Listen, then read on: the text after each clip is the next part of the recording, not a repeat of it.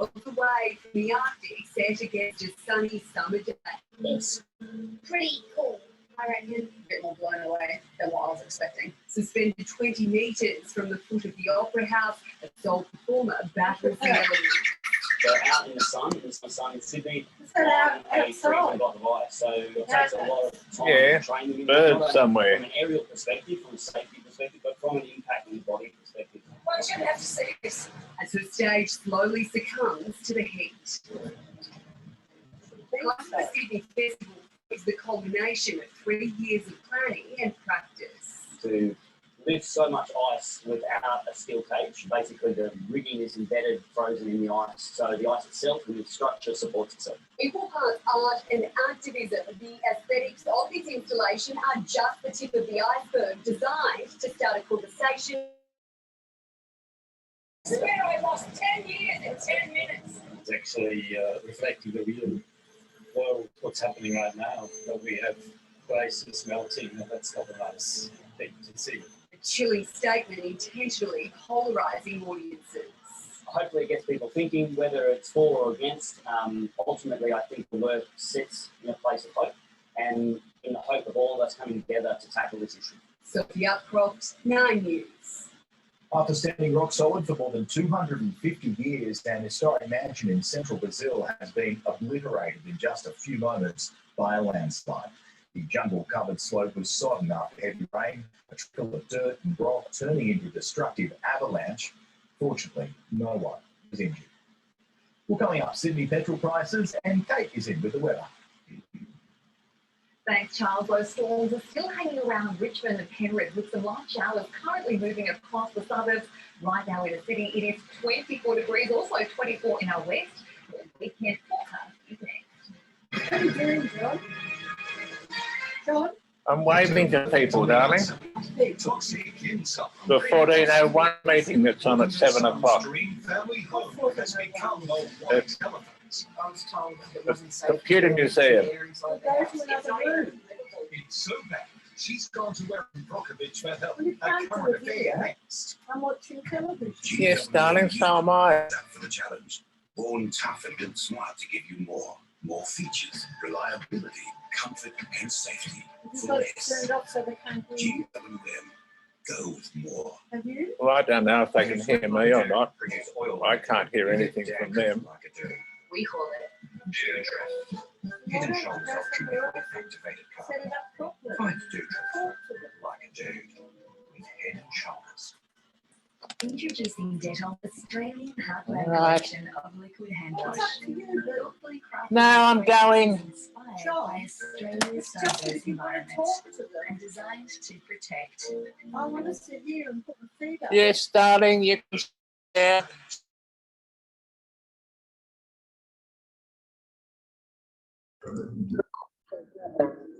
Okay, is that good now? Okay, unmute. Hey, Roy, am I coming through now? You sure are. Excellent. Loud and clear. Okay, start that from the beginning.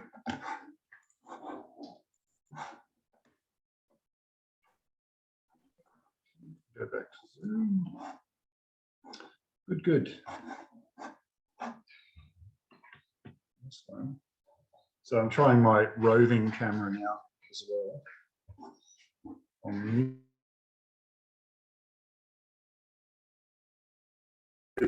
Stop. Muted there. Okay. You need to mute one of those. Now, walking around. That's better. We all good? Can we see me walking around with the camera? Yeah, you got your pants on, right?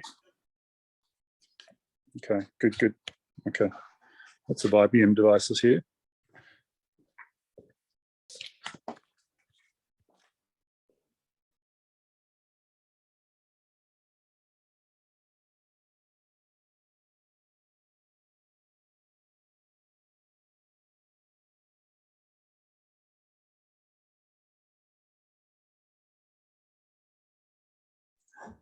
Sorry, Peter Irwin and John Webster.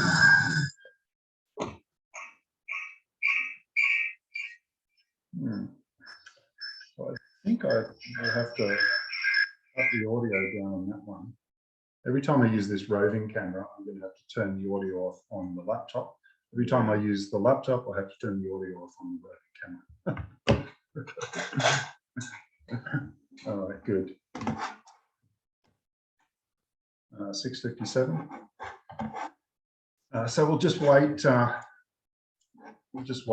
Until Adrian is coming here as well. I don't know if he'll get here by 7, but we'll start the presentation at 7. And it is recording.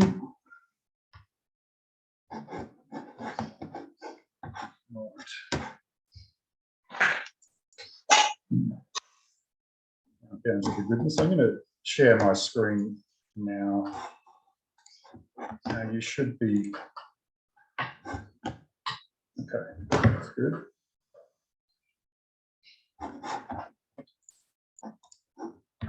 There we go.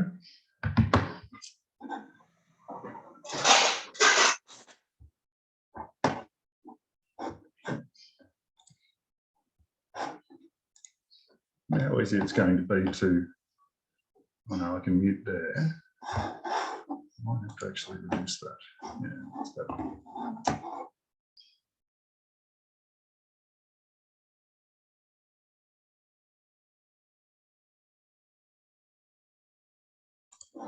Mute.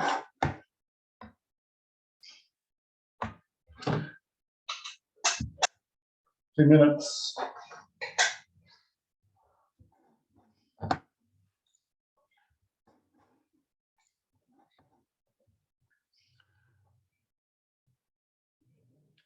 Hopefully this will record okay.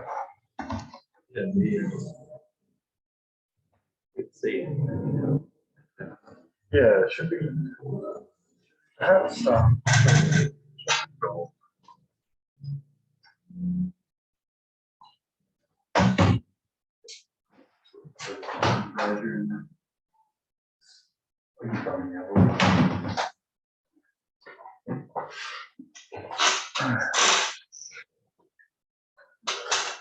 this chair is very squeaky.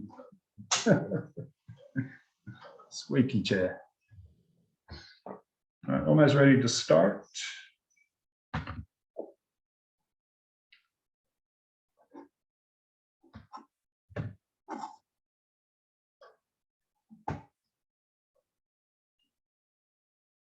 Is it acceptable for me to be masked off when I'm talking? I guess it is. Yeah, I think these things is generally masked on if you're not talking and socially distanced. I think that's yeah. health rules, and then you can take it off when you're talking. Okay, well here we are. Welcome everybody. We'll be talking about hello. We'll be talking about IBM's 90th birthday today, and also our 1401, which is a machine that we've recently got back. It's very nice to see it again. Okay, I'm going to start off with some. I'll start off with some slides. Now the text here is provided by IBM, so I won't read all of it, but it'll all be there in chronological order for you to read. We'll just talk about the highlights of each of the years.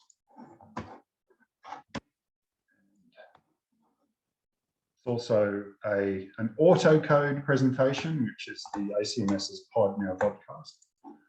The Australian Computer Museum Society, that's who we are. I'll be presenting timeline material by IBM, direct quotes by Graham Phillipson from A Vision Splendid, The History of Australian Computing, and various stuff by John Dean. So without further ado, let's go. Okay. International business, but now this is a forward on IBM by Graham Phillipson.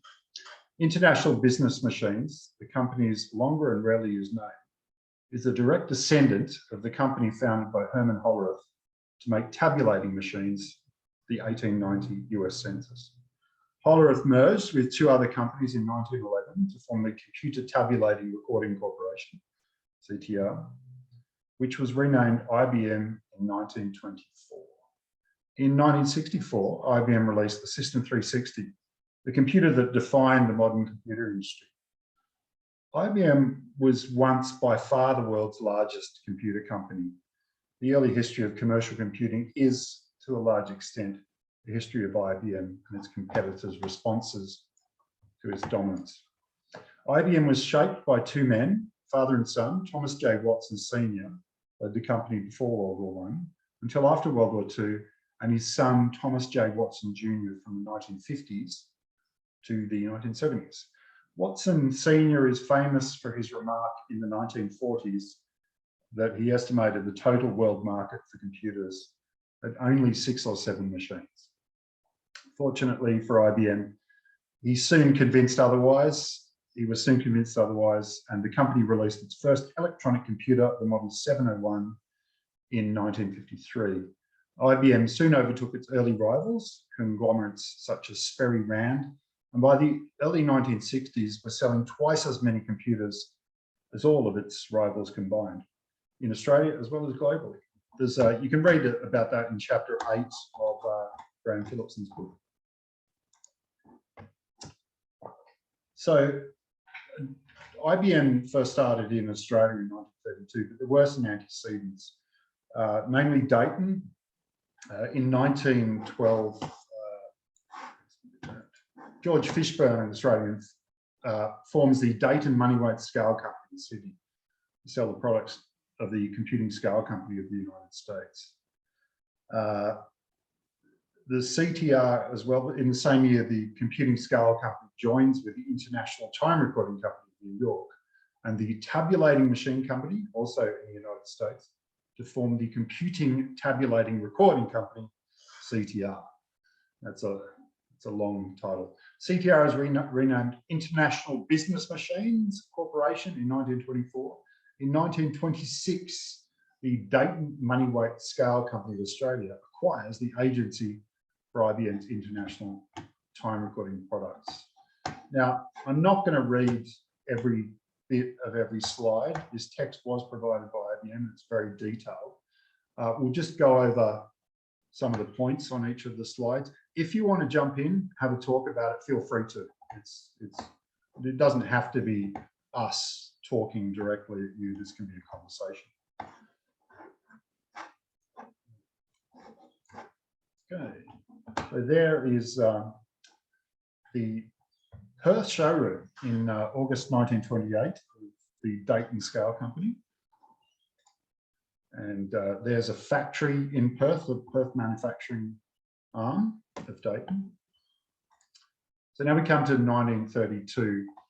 Before I read this out, is everyone hearing me properly? Are there any problems? It's all good?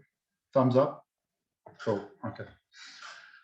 So International Business Machines Limited is incorporated on January the 7th as a subsidiary of the International Business Machines Corporation. The new company has a staff of 10 people. They sell scales, time recorders out of the offices in the Queen Victoria building in Sydney. Edgar P. Hall serves as the first general manager.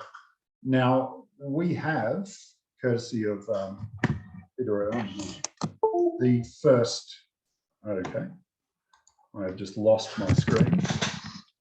Sorry, mate. Give me one sec. Okay. Let that be a lesson to me to not move the machine. Okay, that's not what I want there. So I'm just going to end this show, restart it again from the beginning. Bang, bang, bang, bang, bang, bang, bang, bang. And I'm assuming we're still, yeah, okay. We still good? I haven't lost you? Okay, sharing the screen again now. Right. So Peter Irwin has the first sign from outside of the first IBM building in 1936. Peter, how did you come across that sign? That was something that, I came across from a collector, and at the time I was looking for some IBM material, particularly related to Australia. And yeah, I was very lucky to find it. It's obviously not something that you come across every day. Is Peter coming through okay for everyone then? Or is he a bit, does Peter need to speak up a bit, or is that fine? Thumbs up if you can hear Peter, thumbs down if not. Thumbs up. Excellent. Oh, good. Okay, let's continue on then. So we'll show you that. We'll take a break in, when do you think, 1957? In maybe 1950, maybe 1961, I'm not sure. But we'll take a break from the slides and we'll have a look at some of the gear, including that sign from 1932, which we have here to show you. So this is the office in, or this is the showroom in the main showroom in Sydney in 1932. Lots of Dayton gear, obviously, mainly Dayton stuff there. And this is Australian employees in 1936. There are more than 10. Is that, there's like a picture there of a cutout picture or something? I don't know what that's there. There is another chap there that's kind of been, looks like he's been pasted on there. Maybe that's, yeah. It's cool. So the company becomes a private corporation in 1937. That's the International Business Machines Proprietary Limited. And these chaps here are the 100% Club. John Webster, what is the 100% Club? Well, the management decided for each of their salesmen how much they had to sell in the current period. If they always managed to sell that much, then they were rewarded by membership of the 100% Club. So you can see there the scores. GE Bennett, for example, has 160, perhaps 160. Yeah. And this is the Adelaide office in 1938. International time recorders and date scales. This is the Melbourne staff in the 30s. I particularly like, and Melbourne's always been stylish, right? I particularly like the suits and such. By the way, there are the colour photos you see are the photos that I've actually colorized.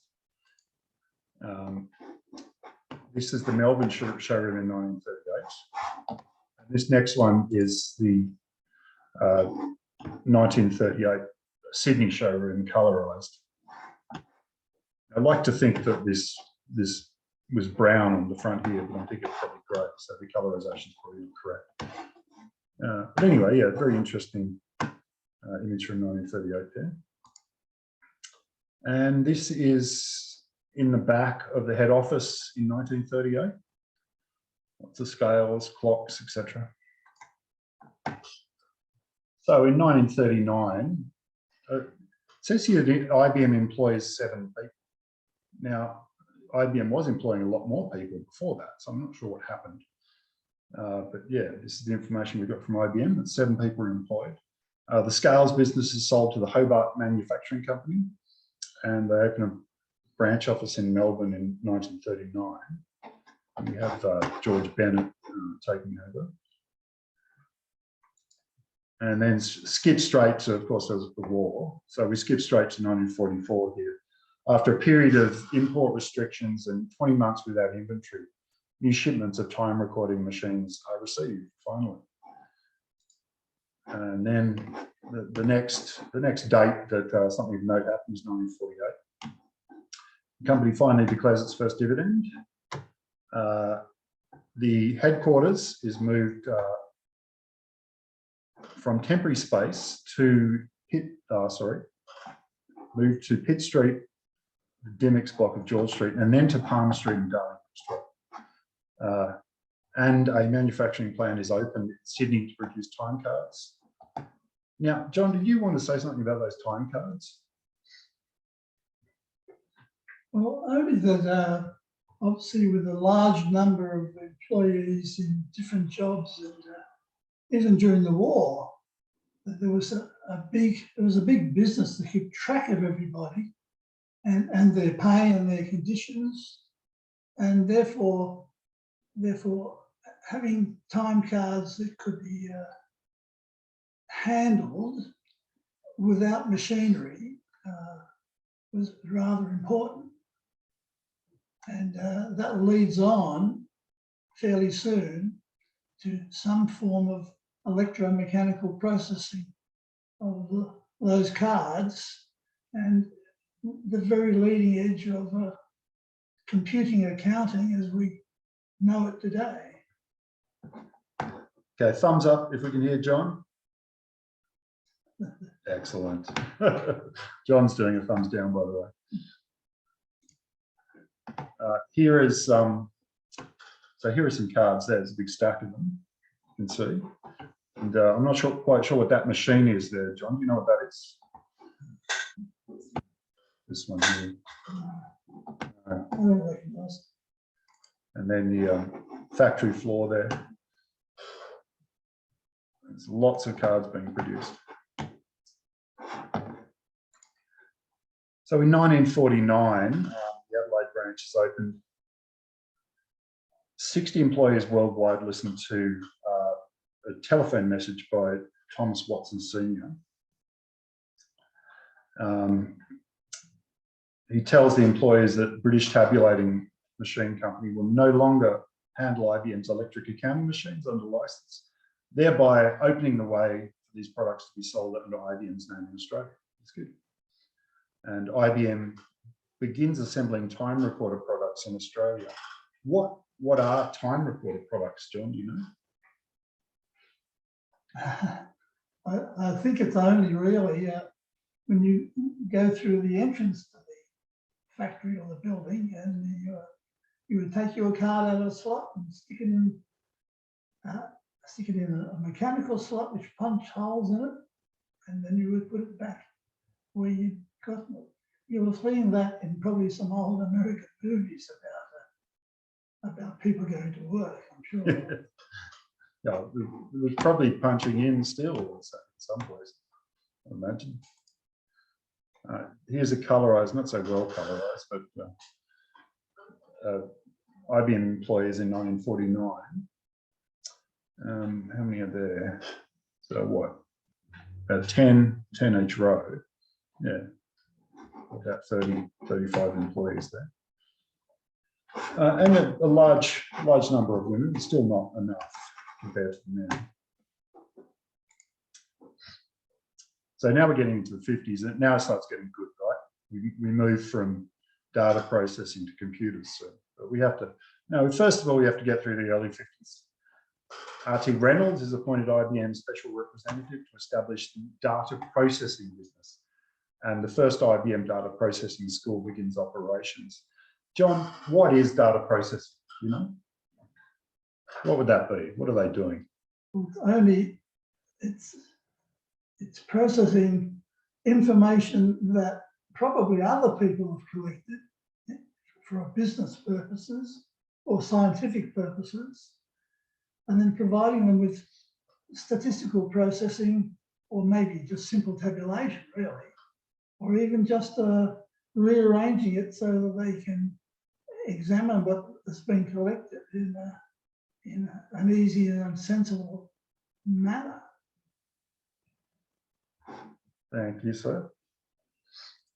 On to 1951. Tabulating card production begins. And Bear Manning orders their first digital processing or data processing machines in Australia. So getting up very close to the first computers here. Data processing division is established in 52.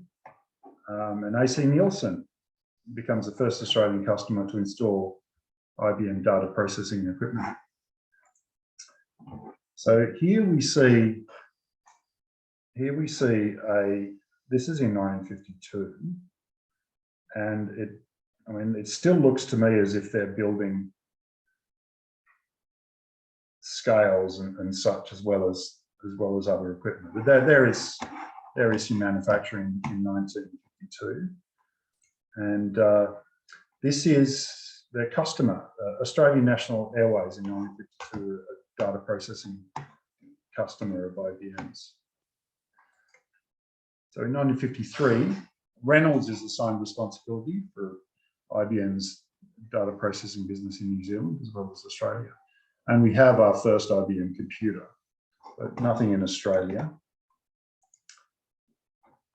1954, so a Melbourne office is opened.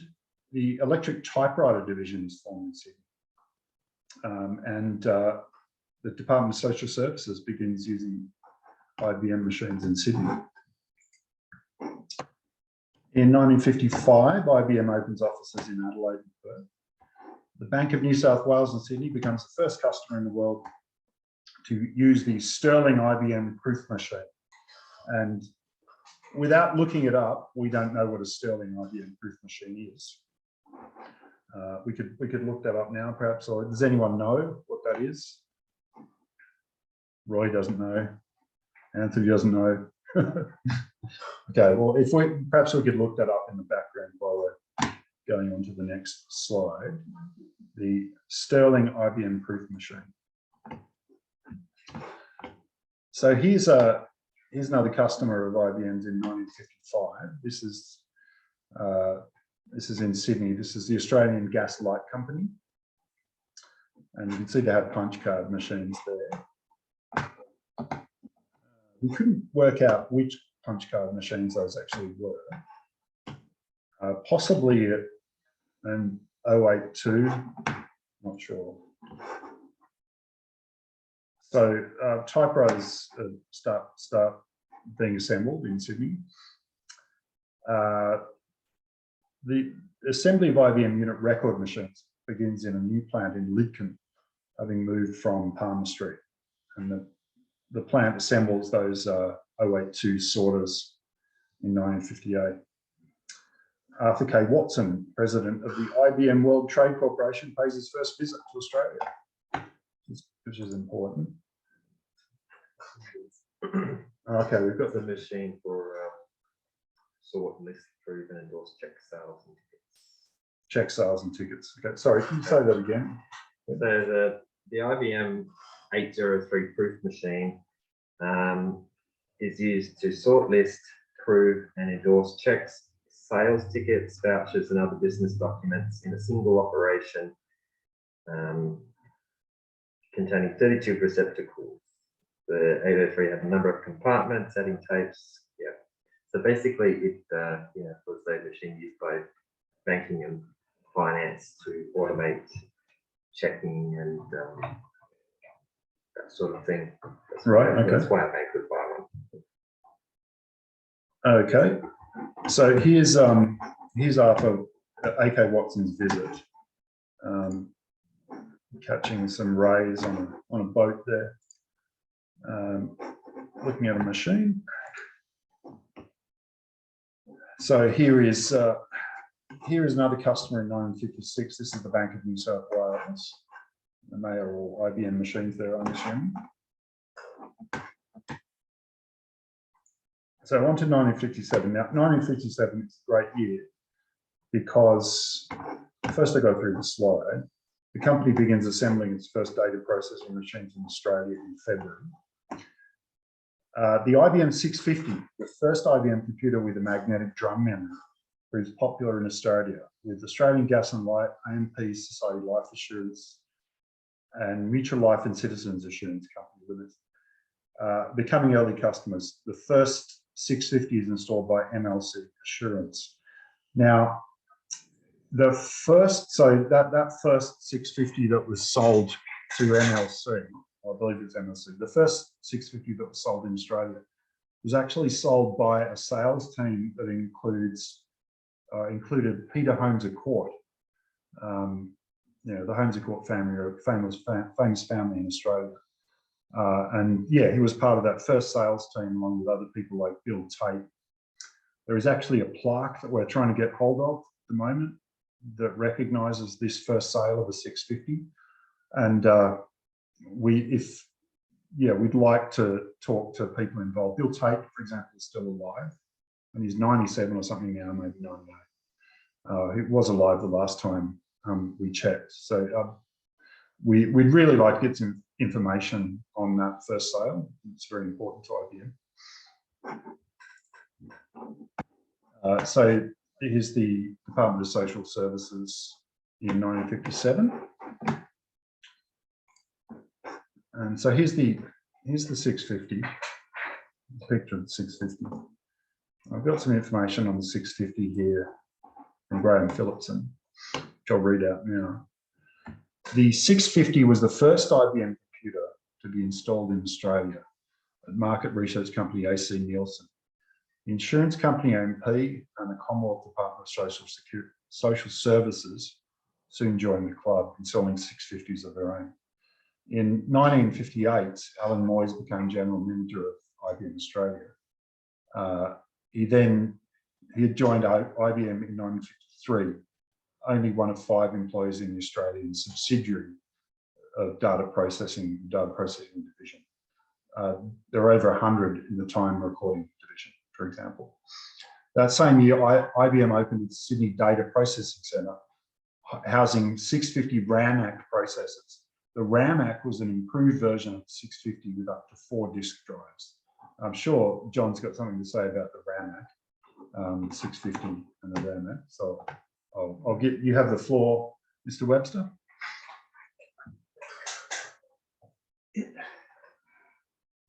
It's funny when researching some of these machines to realise that far back, many of the machines had to actually transition their instructions and their data via these rotating magnetic drums.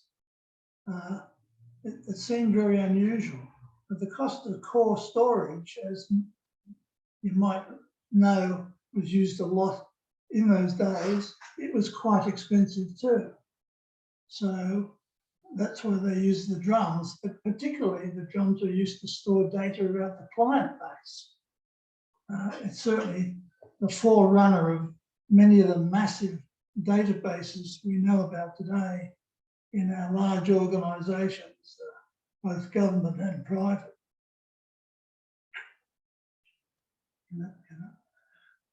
Yeah, just messing with my phone here. We're about to use that. Okay, so some of this stuff here we've already gone over. Alan Moyes,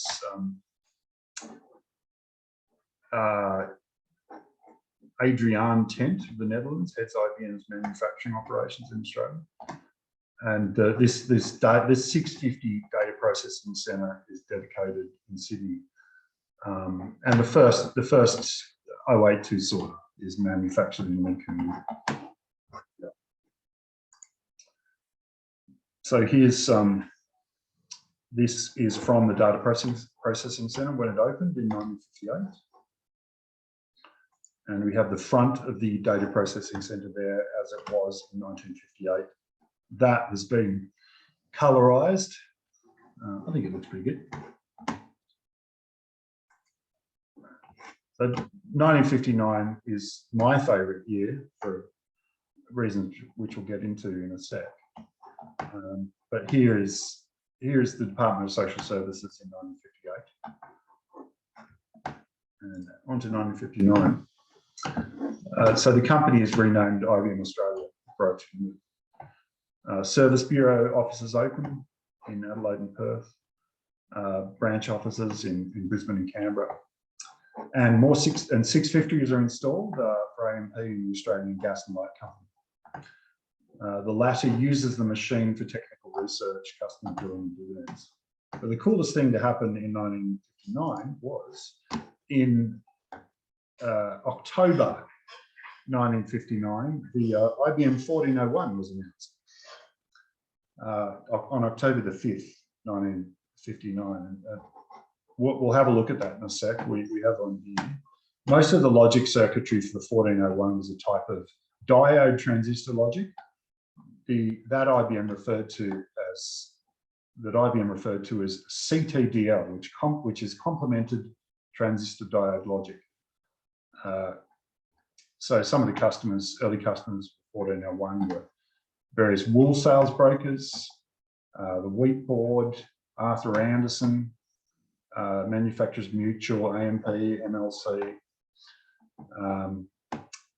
They started getting upgraded in 1963, there was a 4K machine. Soon after, it was upgraded to 16K in 1964. And I believe that was at Simplicity Patterns. Don't quote me on that though. But yeah, so it looks like, is that right? Does that sound right to you, John? The 1401s being 4K initially? I guess we should look that up. Yes, I'd say so. Yeah. And the most programs are written in 1401 autocoder and later on a report writer program called Fargo. Here we go. I think we might stop in 1961 and have a look at some gear. What do you guys think? Do you want to hear? Do you want to see more slides, or would you like to look at actual gear?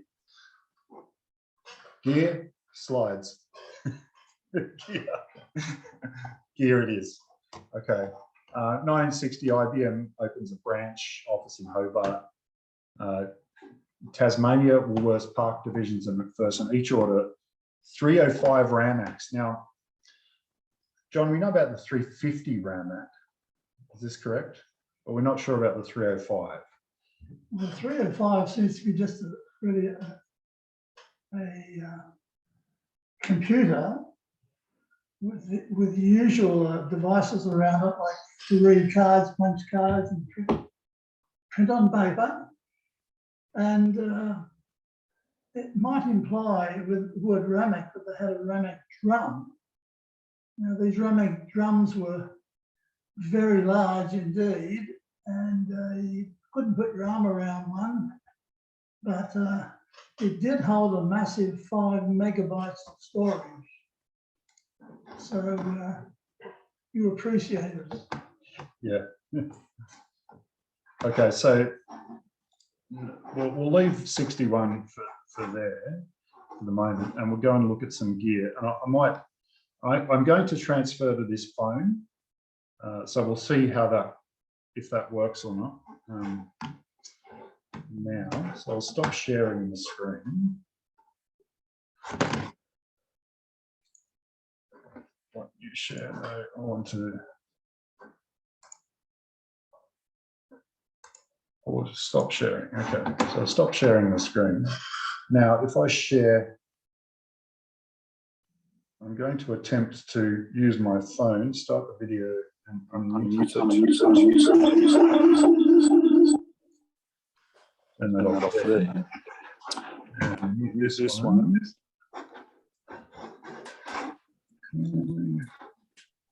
Mute. Right. Now, can we all see? Unmute. Okay, no, that's good. Can we all hear what I'm saying through this one? Okay, we can see and hear your mobile. Thanks, George. Okay. Well, here's Peter. We're going to go into a room with lots of IBM gear. Here we go, just a pan of the machines we have here. And hey, Adrian. There we go. So I'm going to hand over to Peter here. So where will we start? Let's start over here. Start at the beginning. Yeah. The beginning of the PCs. So this one here is the IBM XT. So it's a 5160. So it's not the first, but visually quite the same as the 5150, which was the first PC, and recently celebrated the anniversary of the first PC ever made. So it's a personal computer, This one was obviously the 5160 as an upgrade on the 5150. You've got your this one's got a hard drive in there and a floppy, but that obviously wasn't always it was a more expensive option. You could choose to have a hard drive for extra. But yeah, that was the mainstay of IBM for some years. And then we moved on to, from there, actually the 5170 is over here. 5170. So that's the 80. So it was a big change from the XT architecture to the AT and different keyboard. Yeah, so it was a significant upgrade, much more expensive, the 5170 when it entered the market, and but much more capability. You had the color monitor with it as opposed to the monochrome of the earlier PC models. And yeah, and from there, you could look at the PS2. This is not the best example. This is a PS2 286 with non-standard stuff on it, but that came after the Model 30, which is over here.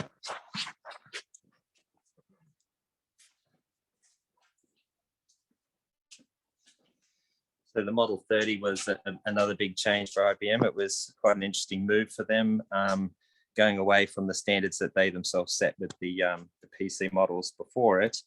They ditched the 5¼ disk floppies and went for standard 3.5 there. So that upset a lot of people actually because it didn't include compatibility. So you had this as an add-on, which you could do that with. You've got your very iconic PS2 mouse there, and obviously PS2, the name of the connector for the keyboards and mouse, very much a standard, still somewhat used today. Model M keyboard is a classic, and you've got your standard enhancements with the system. After some years, they've upgraded with the usual RAM, and so the 286 came after this one, and it was obviously a 286 processor, and this with the VGA graphics as well. So after the PS2, and we may as well show the as a PS270 portable. So that was IBM's first sort of start to foray into competing with manufacturers of luggables, portables at the time.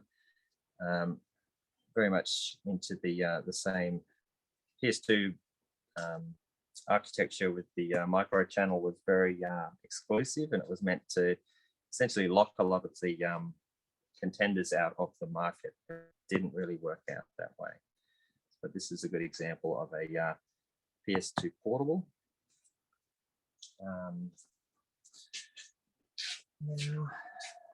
So the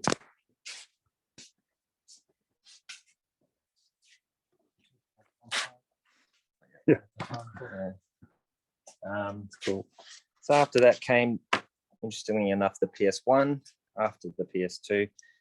So this was very much aimed at the home market, and they manufactured the PS1s for some time, and it was meant to be a dual home office, more or less a package deal. So you'll see that's got the printer, and you buy it as a bundle, and it's meant to enter into more the home market, but with obviously still educational and office applications. It was eventually superseded by the Tiva models, which were sold until an example over here of Blackout Tiva. Blackout Tiva. So this one's from the late 90s. It's a stealth model, one of the a different model than, more often than not, they're beige, but this one was produced as Pentium 3, and it was the kind of towards the end of the Aptiva range, which then there was no successor to the Aptiva. People were moved over to the NetVista series, of which this is an example. This is quite unique. It's a NetVista all-in-one. It is very streamlined, but it still has the power you'd expect from a Pentium 3. It was shipped with Windows ME. This one was actually designed by the same fellow that was responsible for the design of the ThinkPad, which was an innovation at that time. IBM very big on design. He has designed this one with a very minimalist industrial design. You can see under here, there's a button there. You can drop down the disk drives, and yeah, very much multimedia. And these particular ones were targeted for home office and home users. We might just have a look at this one here as well. This is it's actually an IBM Industrial Computer. These ones featured very similar specifications as other of the PC range, but they were particularly designed for business use, specifically in factories and harsh environments. So you can see it's got a significant case on it. You could get it in a rack-mounted version or the desk benchtop one, and this one runs a Pentium 133, and yeah, it was they marketed it as a more or less a business computer if you needed the power of the industry standard graphics cards and whatnot in a difficult environment. And you could get options on it for to protect you in case of power loss, that sort of thing. But yeah, it's definitely designed to last. It's quite a noisy machine to run. It's got a massive filter on the back end of it to stop all sorts of factory gunk getting inside.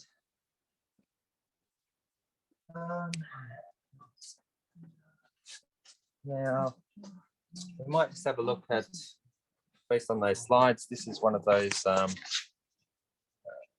commonly known as a Bundy clock. It's a time card clock. This is came with is actually some of the original time cards that people would clock in and out on.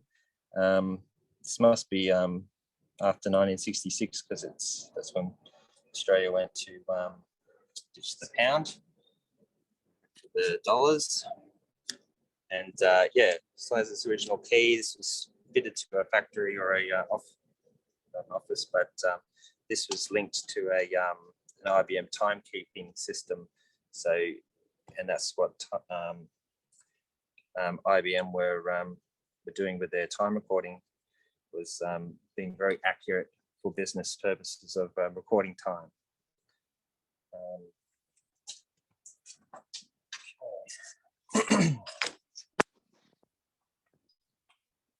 This is the actual first sign, or the sign from the first office of IBM in Australia. And yeah, this one was just not going to see something like that every day. And I was very happy to have that piece of history. 1932. Wow. And this one here is a what you would have seen in a showroom. Best estimate at this stage is that it is pre-1950s. IBM changed their branding significantly shortened it most definitely. So this is definitely an older sign. And going on to the notebooks. So this is a sort of a snapshot of the progress with IBM and notebooks. Started off with these, which weren't these. This is a PS2 again, portable, but obviously much more portable than the other one we saw. and they went from this to this, which is the ThinkPad, very iconic. This one is not the original model, but is very close to.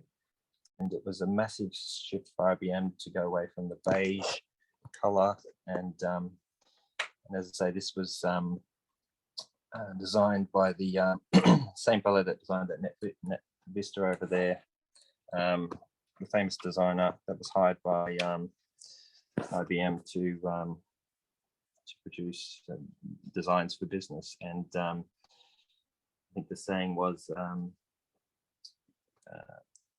good design is good business. That was IBM's motto. You can see sort of an evolution there in terms of from this big, very thick box here to the more modern, thin and sleek ones. And the ThinkPad was a long-lasting product for IBM, and was used in and long considered the best notebook laptop that you could have, used in space, used in the United Nations. It was produced right up until IBM sold their PC and hardware manufacturing to Lenovo. Now, I think otherwise here we've got a few different models of monitors. The older monitors there, and one we haven't looked at yet is this one, which is the RS the RISC System 6000. Now this was produced in the 90s. It was considered, it ran a PowerPC CPU. It was considered as an entry-level workstation. So used in business and universities. This one came from a university actually, and you can see there it's got a 233 megahertz PowerPC CD-ROM CPU, and you obviously could upgrade these with various options, but yeah, this one was a workstation which you could get some serious power from at the time, especially with graphics. If you were certainly taking some of the more expensive graphics options with your workstation. Some famous, some that's famous of the System 6000 computers was the computer that beat Garry Kasparov Deep Blue, and at one stage, I think in the early 2000s, their system that was considered the fastest supercomputer at the time. So that's a unique system compared to the other normal PC systems running with RISC. So and obviously that infrastructure being used with mobile phones and whatnot today. Okay. All right, well, we'll look at some of these other. We've got John Webster here who can, hey John, who we have an AS400 here. Can you tell us something about this AS400? Let's look at these devices here. Do you know what these are? John, do you have the names of these particular beasts?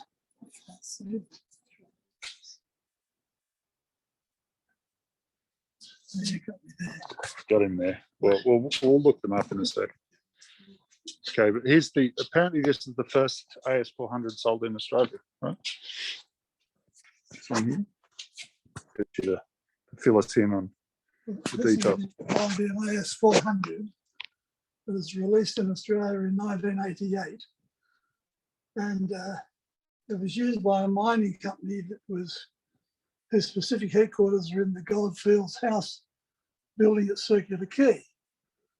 And even prior to its arrival in 1988, they were using an IBM System 1 mini computer, a 16-bit machine, to run a fairly extensive network that its many, many clients who were interested in their mining products, such as gold and silver and other precious metals, to keep tabs on things with the specific region company. And in 1988, they bought the AS400 to extend their processing capability and their storage and their service to these organizations.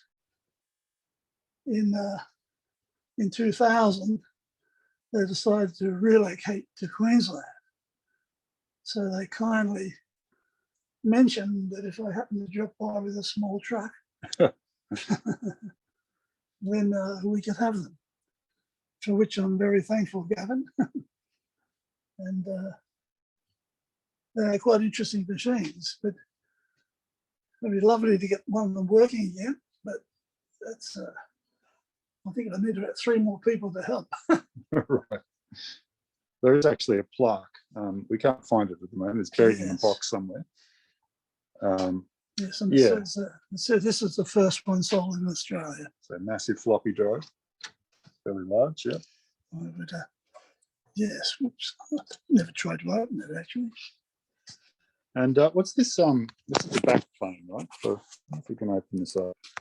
This is the backplane of an IBM mainframe at the 390 level. It's something I would not suggest we open at the moment because it took me ages to close it. We So it's never best get not out of to it. reopen it. Yeah. The foam is degraded, but it's got quite a lot of processes attached to the backplane board with a lot of very delicate fingers in there. So it's been painstakingly put back together so that it's safe and sound at the moment. Yes, we'll have an open day. Yes. Have an open day, right? Okay. Absolutely. Do we know what this machine is here? Well, yet to identify exactly what that is. I must say, to me, this looks like banking in the 1980s. It does look like 80s banking, doesn't it? It does. Yeah, it's the sort of machine that, you know, given an electric charge or a lightning bolt, it would become sentient. Yes. Yeah. Has it got a model number attached to it? Because unlike the other ones, it doesn't have a small plaque. Yes, it's a 5322. 5322. Made in America. Yeah. In Emrock, Armonk, New York. From 1980, so I'm right on the date. Yep. And yes, so it's got integrated VDU, keyboard, and disk drives all in one very compact unit, as you can see. Oh, Joe says it's Probably only weighs about 45 kilos, so it's a mini chunk. It's a display runner. predecessors of the 5150. Yeah. $10,000 US. Yep, and you've got dual 8-inch floppies and the integrated keyboard, which looks like it's actually, the key layout is the same as Model F, by the looks of things.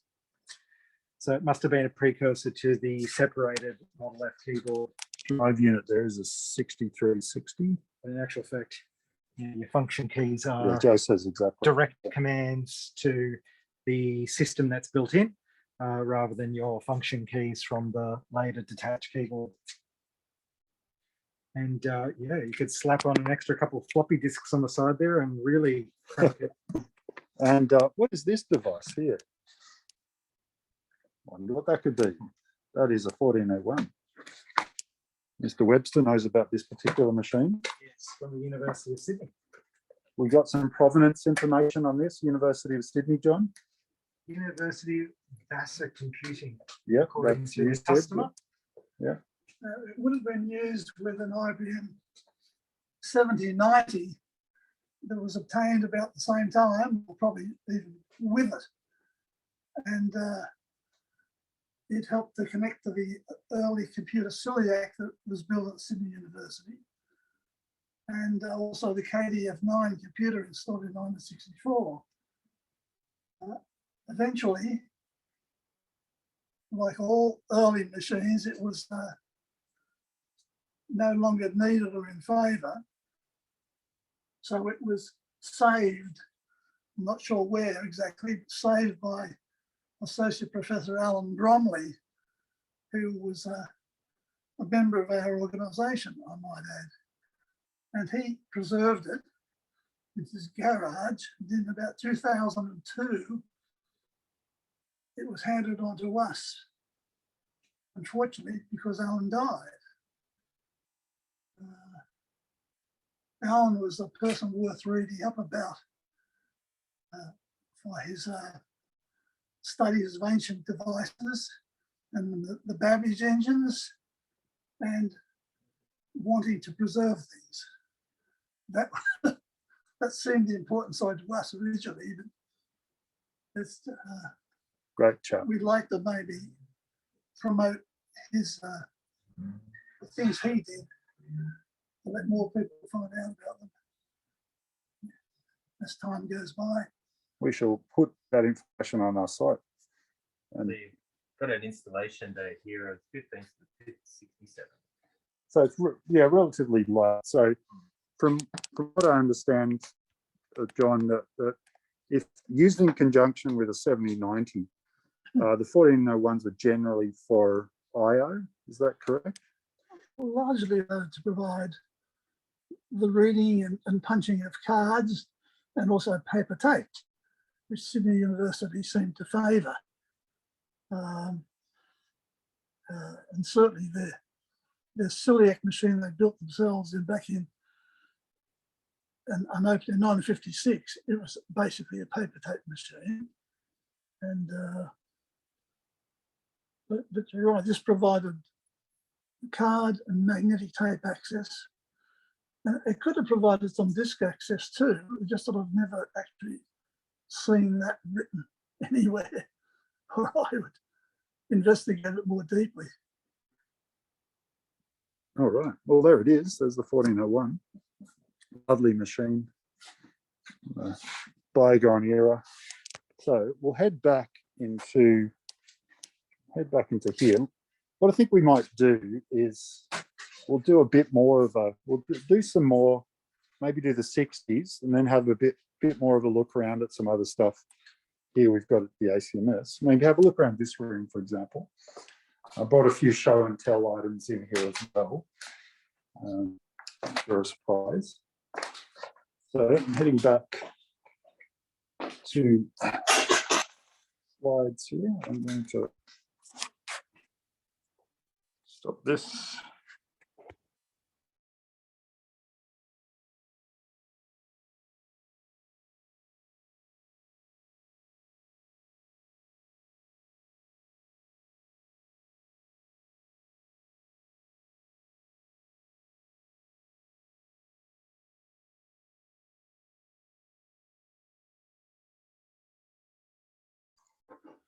I'm muted. Get some sound back here. Any questions, anyone, from the IBM stuff in that room? I'm sure the guys can answer any questions you've got.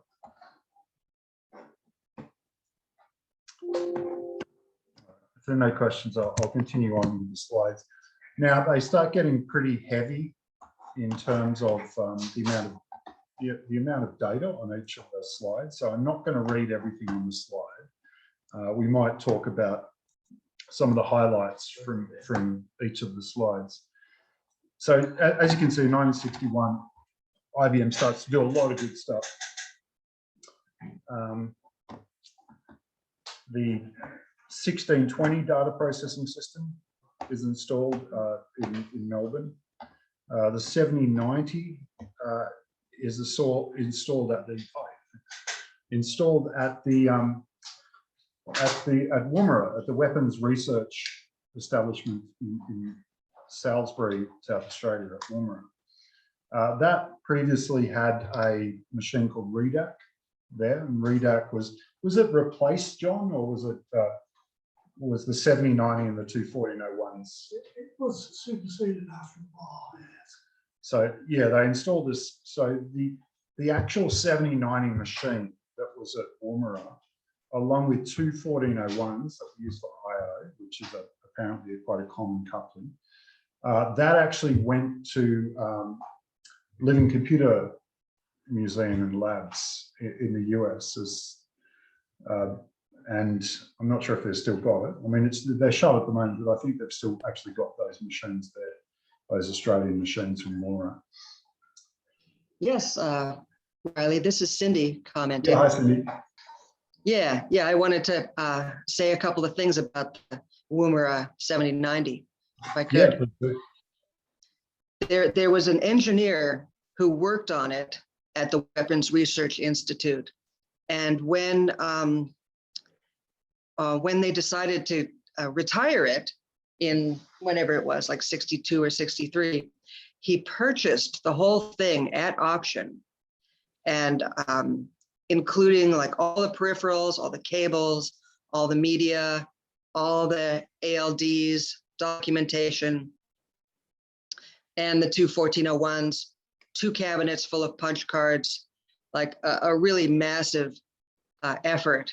Purchased it and kept it in his pole barn in the outback around Adelaide in the red earth out there for the last 45 years or so, until Living Computers acquired it 2 or 3 years ago, I guess maybe 3 or 4 years ago now, and moved it all to Seattle with the intention of trying to restore it to use, because there are very few intact 7090s out there.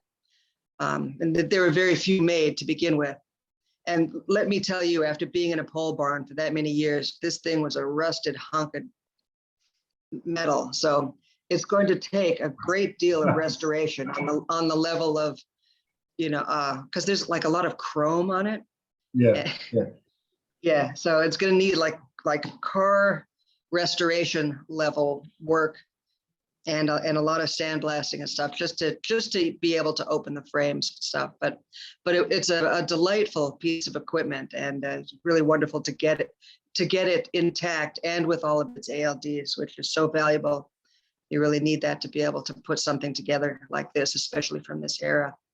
So that's my 7090 story. Right. Okay. Is the how are the 1401s? Are they in better shape, or are they also rusted out? So it's almost unopenable. You know, the card frames that pivot up are on these like how can I put it? Like these posts that go through holes. And those are really rusted shut. We could open like 1 or 2 of them, but it took a great deal of banging and sweat. Yeah, yeah. Yeah, okay. It'd be nice to see some pictures. Maybe we can get some pictures off you, Cindy, one day and chuck them up on our site or something. Be good to see that. Yeah, I'll see what I can do. Yeah, thank you. That would be good. Sure.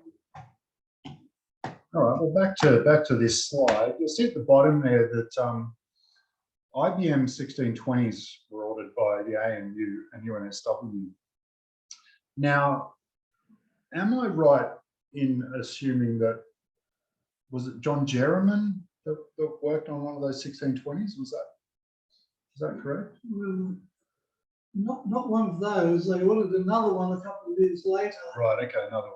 They went to the Traffic Institute, part of the University of New South Wales. And that's where he encountered that machine. Okay, John, did you want to say anything about the 1620 you worked on? If you're there, I don't know if you're there.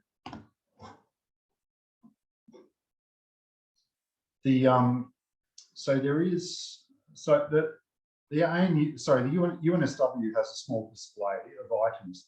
Do they have, I think they've got like a 1620, what is it, a drum or something on display there? They've got an actual 1620. John Jerriman and I have never quite been able to absolutely confirm whether it was the earlier one you mentioned that went to chemical engineering, yeah, or whether it was the one in the Traffic Institute. Right, okay. We hope one day to crawl under the covers and find out.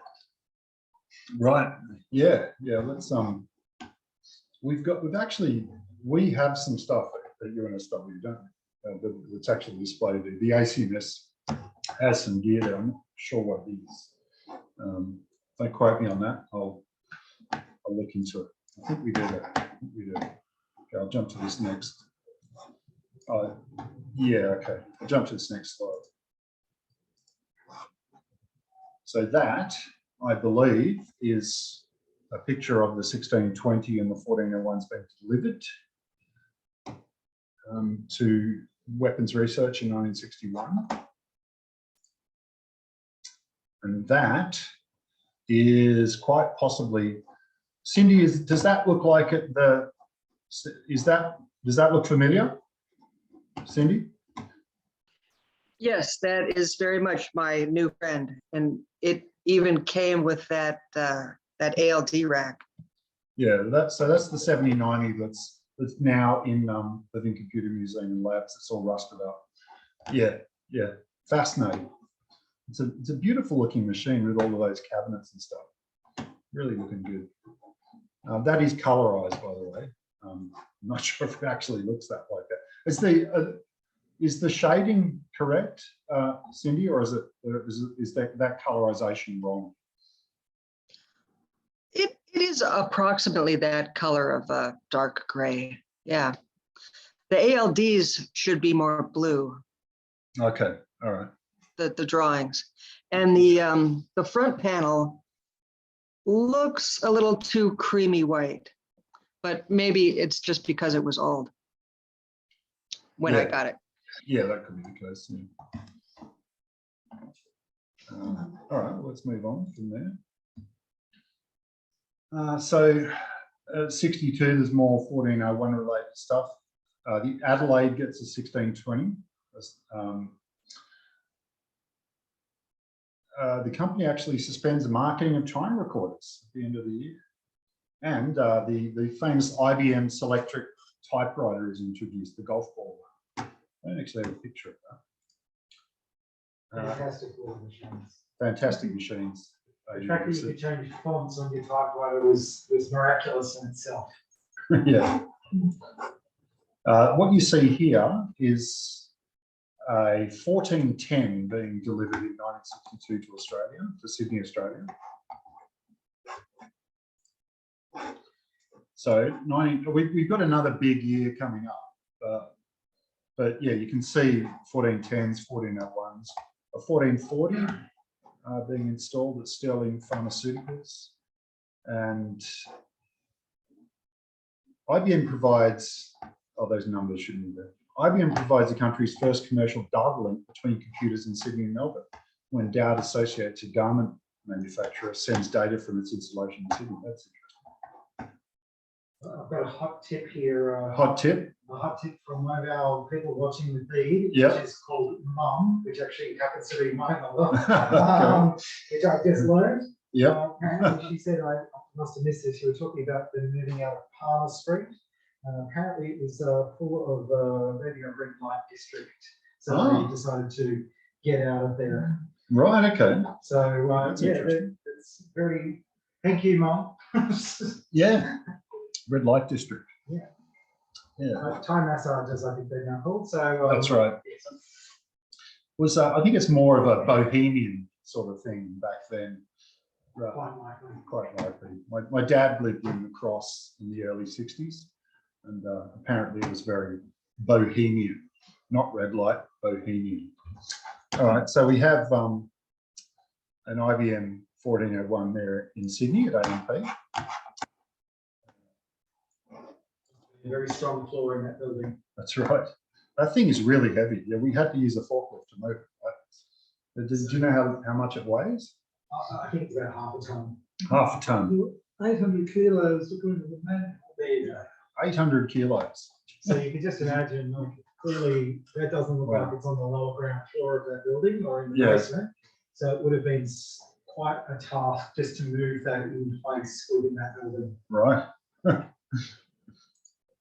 Okay, so 1964, good year, and it's a good year because we get the IBM 360. So the company announces the landmark IBM System 360, the first computer family of compatible hardware and software. Also, the stock exchange gets a 1460, Camalco and various others. Camalco and the Tasmanian state government acquire a 1440 data processing system to handle payroll, inventory and cost accounting. Do we know what we don't have a picture of a 1440. Well, we know though that the 1400 series, all those bigger numbers starting 14 really just show you how they've had to extend the memory, increase the processing speed, and maybe make the attachment of more external devices possible because of the demand for extra processing power and storage. So just a 1401 with more grunt. Those minor numbers are all additions to the lots of 1401. that's really what led to the 360 being designed and introduced. They just couldn't go on building one-off style of computers for lots of different people wanting a 1401 type processing system. So they all using different technologies.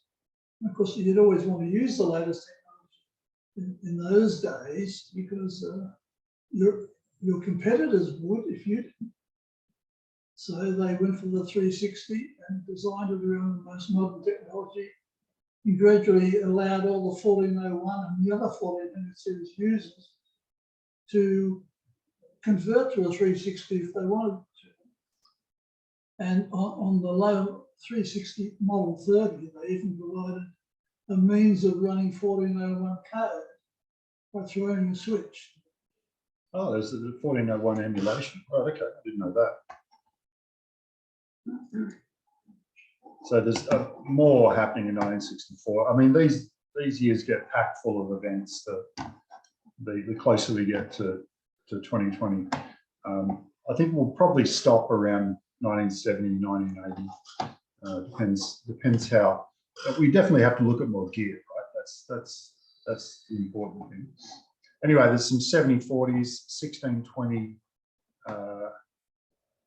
Yeah, okay, blah, blah, blah. 1440, 1401, 720, 7044, and 1620 in 1964. But along comes this beautiful child here, an IBM. This is an IBM. In the early 1960s, IBM was under threat from many competitors. Again, these are Graham Phillipson's words, particularly CDC and Honeywell. And the lack of consistent architecture did nothing to engender customer loyalty. IBM conceived the System 360 as a way of protecting its diminishing, if still dominant, market share. A team of engineers led by the legendary Gene Armdale, who you can read about in chapter 18 of Graham's book, designed a modular computer system that could be upgraded by adding more memory or bigger disks, and which ran the same operating system from bottom to the top of the range. This product family approach seems normal now, but at the time it was revolutionary. It also represented a massive investment for IBM, one so large that IBM senior management later admitted it was a bet the company proposition, and it very nearly didn't come off. The sheer size of the project meant severe time and cost overruns, but it did work because the 360 was just, it was kind of the birth of the modern computer industry, really, would you say, John, the 360? Yes, at least the non-desktop. I mean, desktop wasn't around for another 16 years. But prior to the desktop, yeah, that was a massive jump ahead. Everybody wanted one, I can tell you. Yeah. So this is, I believe this is a data processing center with a 360 in it. I'm not sure. We were looking at this picture before and trying to decide what was happening there. Didn't quite make it out. We've got a time sharing service here for 360s at the Sydney Data Processing Centre, and the exterior here of the IBM building, which was the time sharing service in Sydney was housed in this building. So it's a 360 time sharing service. The building was known as the Pagoda. The Pagoda. Yes. This is the Pagoda. And that's where they also had their education centre. Oh, okay. All right, so if we move on to 1965, as you can see, 360 start taking over. Woolworths receives 4 IBM 1440s, and an IBM 1130 computer system becomes the first computer to be ordered by a secondary school in Australia. If anyone knows about the 1130, please let us know. Pipe up and tell us.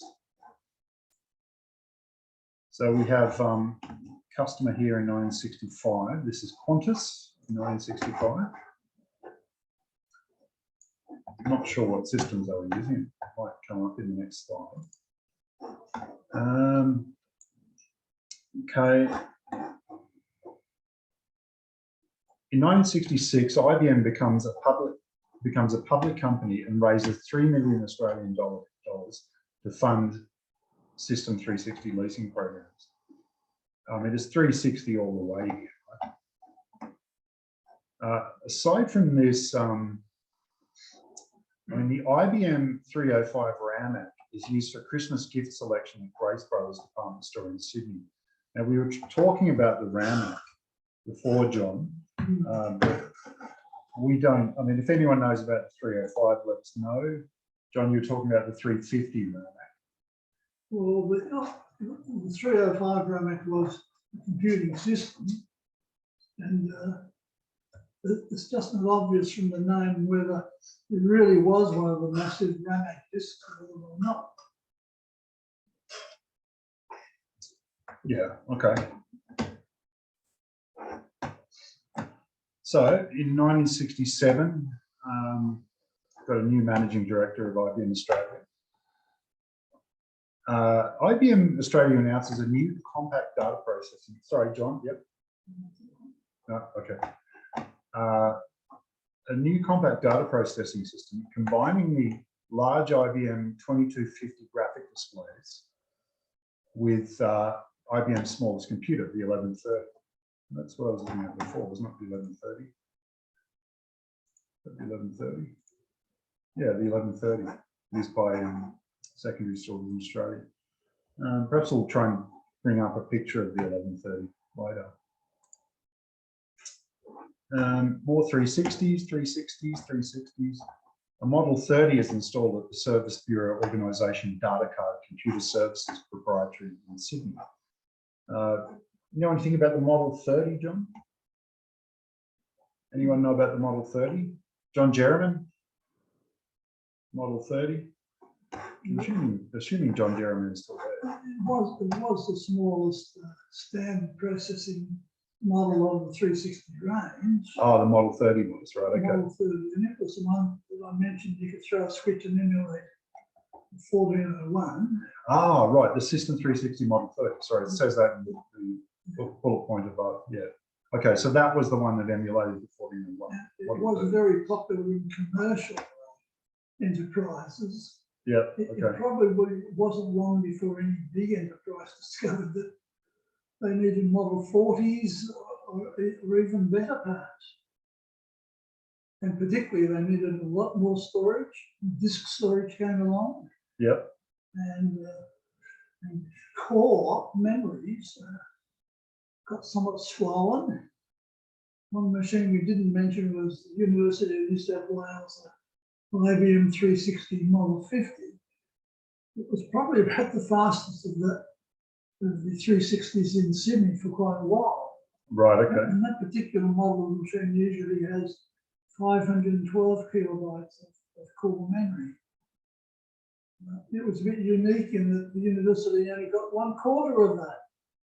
Really? Which would please all the students, wouldn't it, with their big matrices and arrays and things they want to process. But the university then also ordered a 1 megabyte memory box to be tacked on the back. Right, okay. So we were definitely the biggest memory system around. Well, maybe that's mentioned. Do you know what year that was? 1966, the 36050 was delivered to us. Oh, 1966, right, okay. It was early 1967 when the 1 megabyte showed up. There was only one other place in Australia used the 1 megabyte box, Salisbury. Right, okay. Where the weapons research facility was. Yeah. All right, in 67, we've got another 1130 there and a 1620 data processing system. Model 20, Model 20, Model 30 in 1968, and an 1130. You can see a pattern here developing. So the next year that I think is on this timeline here that is of note is 1970. I'll show you why in a sec when we get there. Using Call 360, a new time-sharing service based on the IBM data center. The System 360 tallies 1969 election results and reports progress in the Hardy-Ferodo 500 motor race. Okay, that's interesting. Western Mining uses an 1130. Okay, so the Commonwealth Stores Supply and Tender Board uses Model 65s and Model 50 you were talking about, John, for what may be the single largest purchase of DP equipment in the country at the time. Okay. Yes. So now on to 1970, we've got 2,000 people now. So go back there. IBM Australia forms a systems development institute in Canberra. Bank of New South Wales orders an online banking system. IBM Australia sends a systems engineer to assist New York City's off-track betting corporation in establishing operations. And an IBM System 360 Model 67 is installed in Canberra at the IBM Systems Development Institute. The phrase, and this is from Graham, the phrase upgrade path into the language with the System 360, IBM also promised compatibility in their future, protecting customers' investment in their applications and peripherals. So that whole upgrade path thing was a product of 1970, I believe, or maybe I just put that in the wrong place. And that's upgrade path was used earlier. John, that would have been earlier, right? 1970. But this is the important bit of 1970. The birth of the software industry. So I'll read, you might take another look at some hardware after this, but I'll just read what Graham has written on the birth of the software industry in 1970. In 1969, there was virtually no application software market. Everyone wrote their own applications. Some companies like ADR had entered the packaged software market, but the business was still in its infancy. IBM's decision to unbundle software from hardware had vast and unforeseen circumstances. He says circumstances here. It essentially kickstarted the software industry. For one thing, I think he means ramifications there. For one thing, for the first time, people could write software for IBM computers and compete against IBM. Most major software companies of the 70s and 80s, just about all of them now gone as the industry is rationalized, began in this manner, and they showed the way for many others who followed. In 1969, the total global revenues of software product companies was estimated at somewhere between 20 million US and 50 million US, growing to 400 million US by 1975. Computer Sciences Corporation, the largest independent computer services firm at the time, immediately announced 12 new software packages, including Cogent 2, CompuFlight 2, Exodus, 1401, and System 360 Migration 4. Other service companies such as TRW and Westinghouse also entered the software market. A few existing vendors, including ADR and Informatics, experienced unprecedented growth. New suppliers like Management Sciences of America and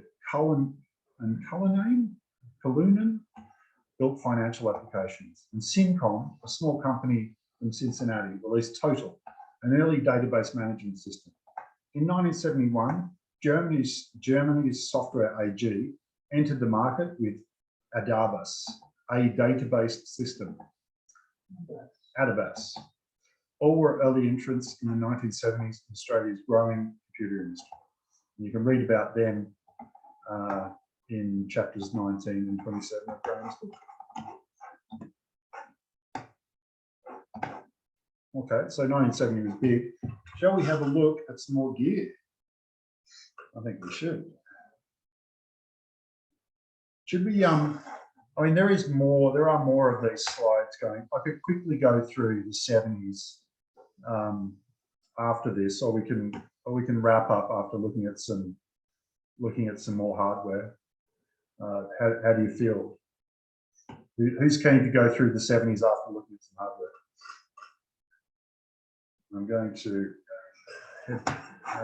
mute this one, stop sharing again. And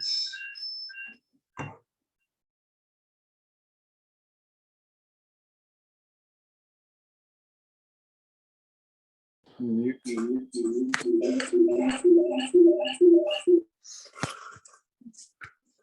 Switch to this camera here.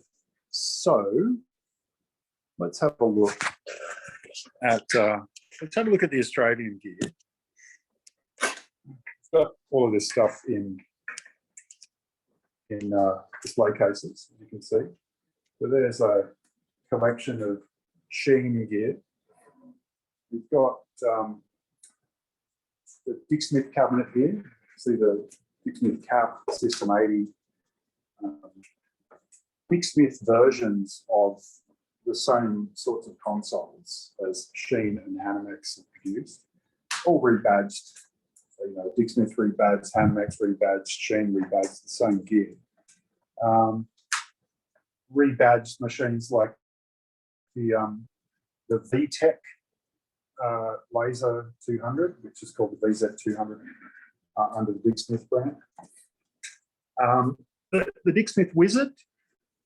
Now this was, I think, originally a VTech system as well.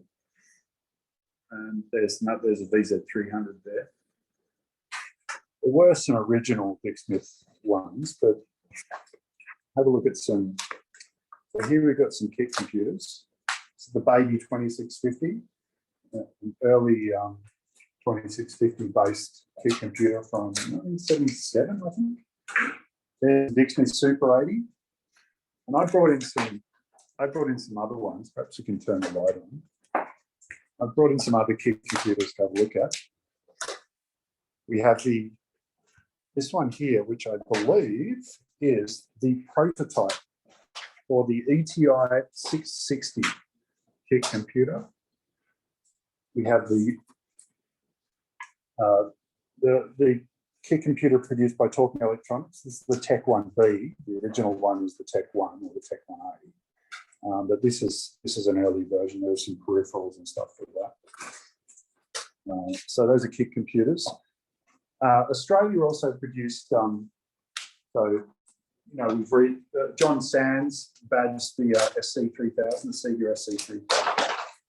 You can see here that Commodore used Australian packaging. John Law's there to sell Commodore stuff. We've got more of that.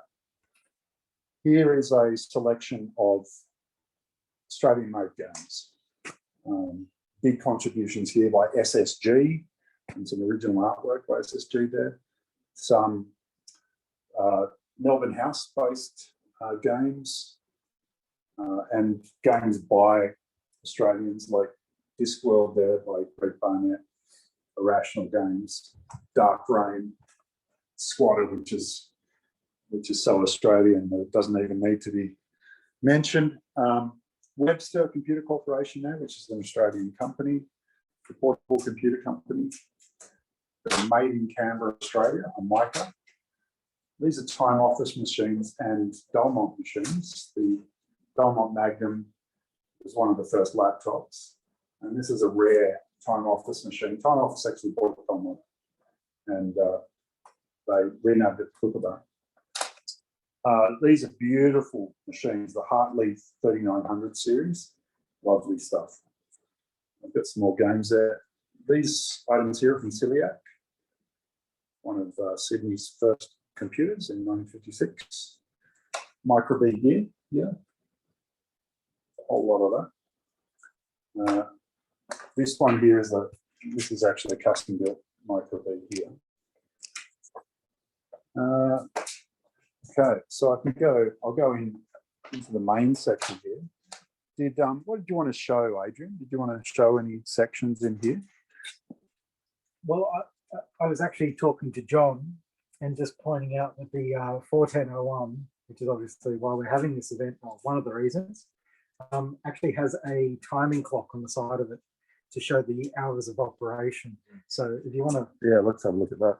Go around on the side, we were just, myself and John were talking that we've got an actual meter on the side of the CPU unit with a key switch that shows, I think, total hours of operation, which we're assuming is 55,328 hours.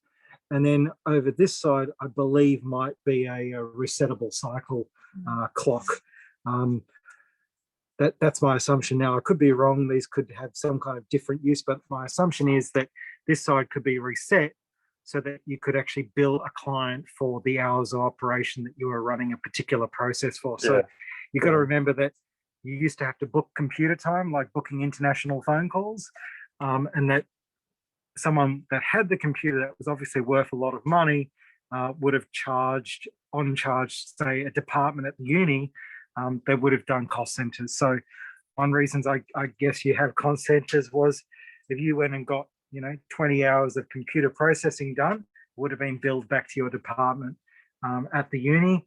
And just one other strange thing is you're not going to find IBM 1401s just out and about. The reason being IBM leased nearly all of the computers at that time. Obviously, they were worth a considerable amount of money, and they would lease them to companies or to institutions. And at the end of the lease, they would take them back and swap them, upgrade them to a new machine. So the fact that this IBM 1401 still even exists and wasn't taken back and scrapped for 800 kilos of metal and silver and gold just shows how rare this item is, and it's definitely one of our prized possessions here at the ACMS. So very proud to have it here, and it's Steve Jobs famously said, "Don't trust a computer you can't lift." Well, if you've got a forklift, I can tell you can trust it. So it's a great little machine. It's a heavy beast there. It's a heavy beast. It's a heavy beast. Let me show you some other stuff. Have a look at this wonderful machine here. This is an analog computer built by EAI. See the front panel there. It's an alien kind of device to most people, but yeah, we actually have a number of analog computers here. So all sorts of gear there, and I'll go over and just show you some of the. We have a lot of areas which I won't go into, but there's a lot of computers there. An Altair, a Sol, all types of different desktops here. Turn some of them on. DEC machines. We've got stacks of DEC machines.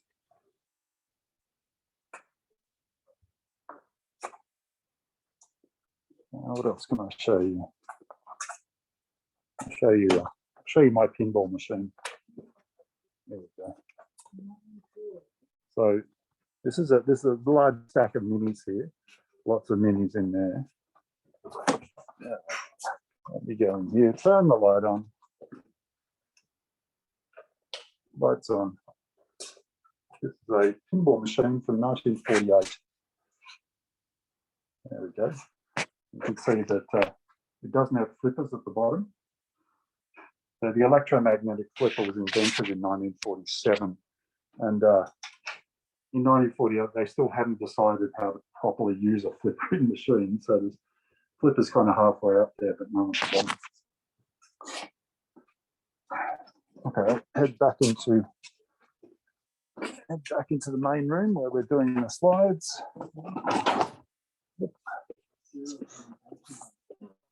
This is probably one of the few falling on stuff because of see down there, there's lots of stuff, lots of cool stuff. Commodore PET even. Okay. Getting back in. Right.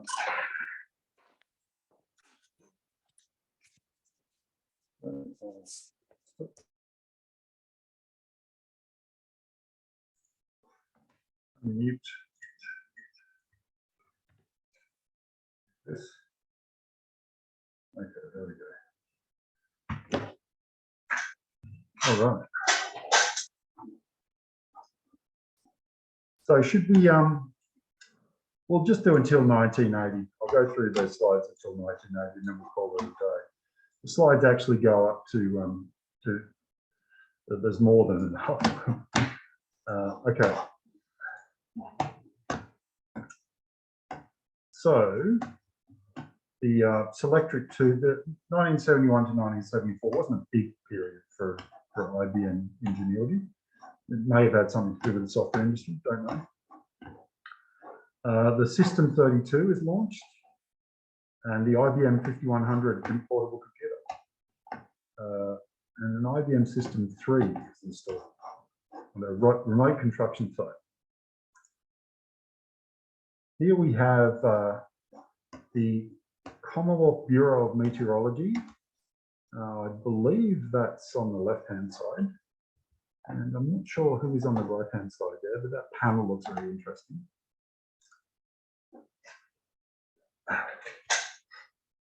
So, 1975, the important thing about 1975 is that IBM purchased 130 acres of land at Wangaratta in Victoria to establish a manufacturing plant for the assembly of the world's most successful typewriter, Selectric. Need to reshare the screen, mate. Sorry, yeah, okay. Reshare the screen.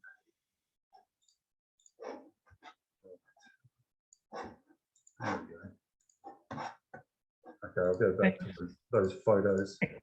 There we go. So one of these is the Commonwealth Bureau of Meteorology. I think it's the one to at the top left. And if anyone could identify that panel, what that machine is, let me know in the chat. I don't actually have enough info on that photo to determine what that machine is. So that's a photo from, I believe, 1975. Yeah, so in 1975, they purchased land at Wangaratta. And of course, Wangaratta goes on to be a very successful place producing IBM gear. In fact, I think at least a machine has got the Wangaratta badge on it. We've got here. So the manufacturing plan is established to assemble Selectric typewriters initially. There's a lot of text there. I'll just move on to 1977. So in 1977, IBM Australia announces the System 34. Now I'll just get some of the lads back in here to give me a bit of goss on these machines. I'm not the expert. Hang on.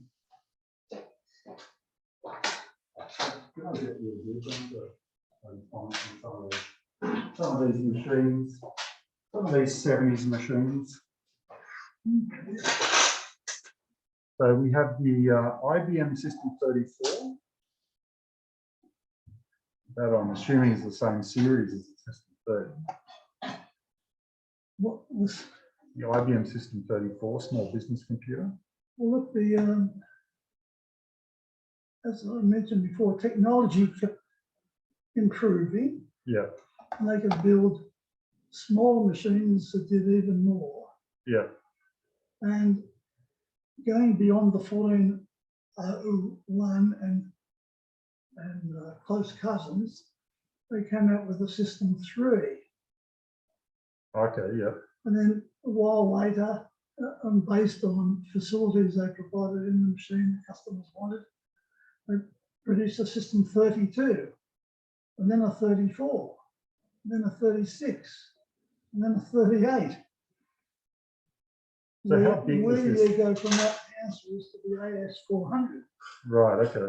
When it was brought out, it said, okay, I can do all of those things. Right, okay. So all the system 3 something machines are now no longer, you didn't throw them away, but you could migrate to the AS400.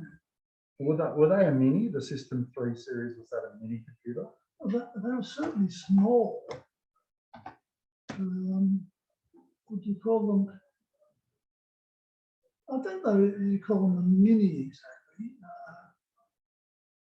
I tend to think of minis more as machines people like to play with at home and to do small, rather specific duties in a place, like controlling all the locks in a building or something. I'd call those a mini, but these other machines certainly weren't very big, but they were more than any kind of industrial items. They were definitely for data processing. And they certainly had communication capabilities, of course. Yeah, okay. We've also got here that IBM uses a satellite to connect worldwide IBM database, to connect customers to a worldwide database for solving customer problems. That's a theme that runs through the end of the 70s, their satellite related stuff. I mean, in 78, we've got, they begin a research program with the New South Wales Department of Agriculture to use computers to interpret Landsat satellite data. And now we have the 4300 series computers. Moves to new Mac. So when they moved from Wang, does this mean they moved from their old place in Wangaratta to a new place in Wangaratta? Or are they just talking about more production being done at the same place in Wangaratta? Because I thought it was just one location in Wangaratta. I'm not sure. Peter would know. Hey, Peter. Lost him. It depended on whether they were phasing out and they could recycle the buildings.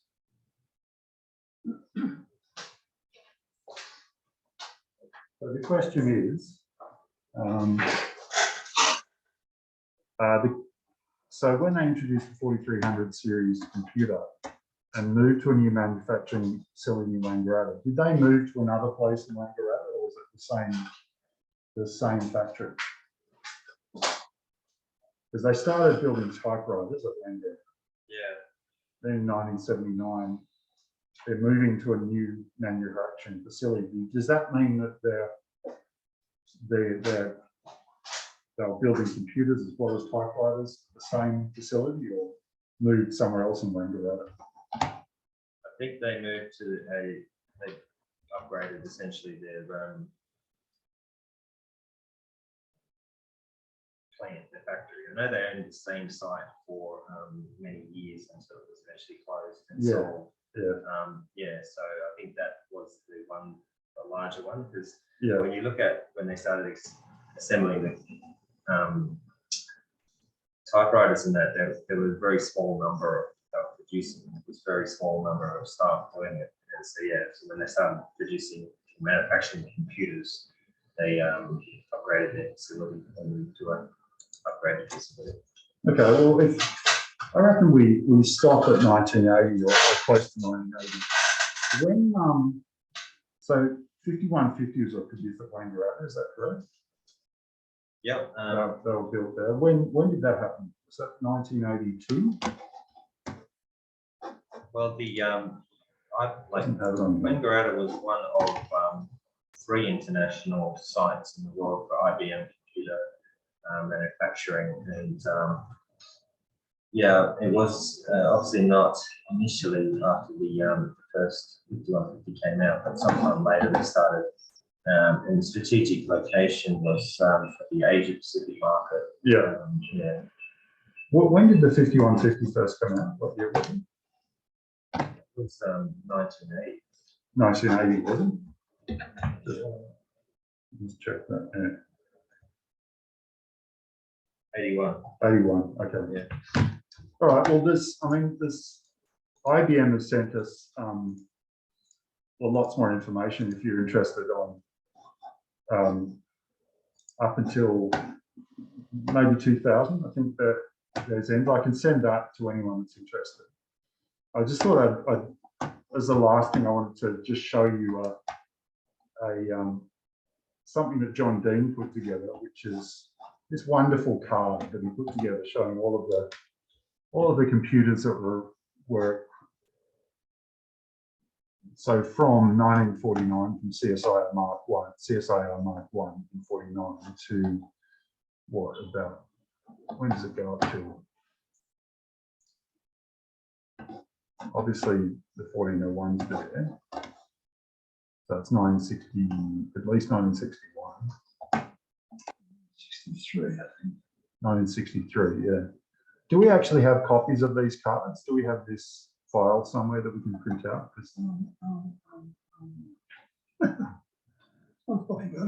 Yeah. Well, you can see there that, yeah, all of the different machines. A lot of 1501s, 1401s, sorry, used there.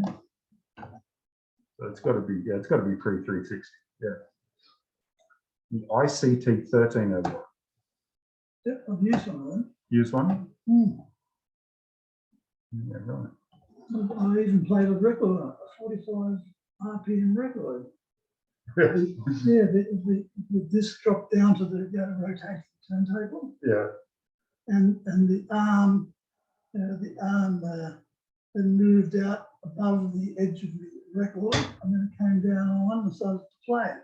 Okay. But it wasn't a needle, it was a magnetic head, and it gradually went across the, spiraled its way across the disc near the spindle. Yeah. And when then it came up and the arm put itself back on the rest.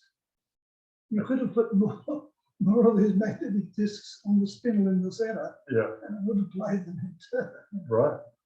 I don't know if they can write on them, but they certainly could read them. All right. Well, if anyone wants any of the slides or any of those pictures or anything like that, just give me a yell. You can email me at riley.perry@acms.org.au. Was there any questions? Did anyone want to talk about anything? I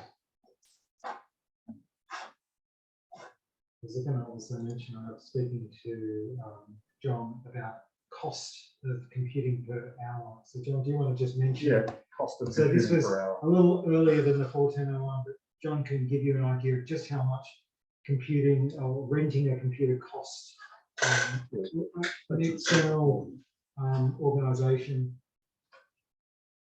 It was largely the universities making their machines available back in 1956 and the years immediately following that.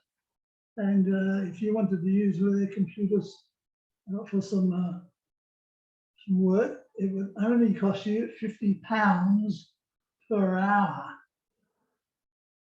What year was this, John? This 1956 right, okay. And onwards. And as I asked John, how much were you getting paid per fortnight? My own pay, and then of course I wasn't a superstar, but I was being paid £3 per fortnight. And this is in 61? Is that in 61? This was in 56. 56, right, okay. So £3 per fortnight pay, and the computer was getting leased out to external companies at £50 per hour for computation. £50 per hour. Okay, well, doing the math on that's fairly straightforward. Yeah. Now you know why I haven't had a heck. Can't afford it. Yeah, that's right. Yeah. All right. Well, is there anything else anyone wanted to say? No, just thank you for joining us. Thank you so much for joining us. And keep an eye out. We will have an open day very shortly. We're obviously meant to have an open day as part of this event over the next 2 days, but due to COVID and a lot of our personal struggles from teams and friends and family with COVID and other issues, that fell by the wayside. But we certainly are going to have an open day. We've obviously got the computers here now and they've been set up. So keep an eye out, register for the newsletter if you haven't already, keep an eye on socials and expect an announcement of the open day event on a weekend coming to you very shortly. Thank you, everyone. And thank you, Riley and Peter, for setting up this event. Yeah, thanks, Peter, as well. And obviously, thank you, John, as well, for all of your contributions. Thank you, IBM, for giving us the material. Also, yes, thank you, IBM Australia, and also I think Joe Lemuro, our treasurer, put in a lot of time and effort to get things set up today. Same with Murray Irwin and Sebastian, keeping the warehouse as much under control as possible. Okay. All right. Thanks, everyone. Thank you. See you later. Bye. Right.